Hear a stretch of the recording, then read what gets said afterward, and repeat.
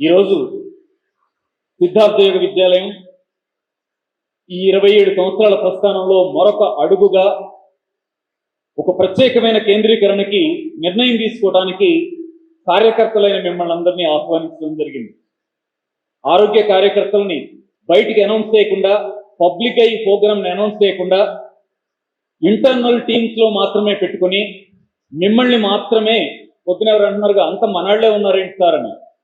అవును, మన వాళ్ళను మాత్రమే, టీం సభ్యులు మాత్రమే ఎందుకు ఆహ్వానించామంటే ఇవాళ 28వ సంవత్సరంలోకి అడుగు పెడుతూ మరొక ముందడుగుని మన అన్నలకి, మన బాబాయిలకి, మన చెల్లికి, మన వదినకి, మన అత్తయ్యకి, మన మామయ్యకి, మనళ్ళందరికీ కూడా ఇంకా మరింత విస్తృతంగా ప్రకృతి సందేశాన్ని వినిపించేటువంటి కార్యక్రమ రూపకల్పన కోసం మాత్రమే మిమ్మల్ని ఇక్కడికి ఆహ్వానించడం జరిగింది.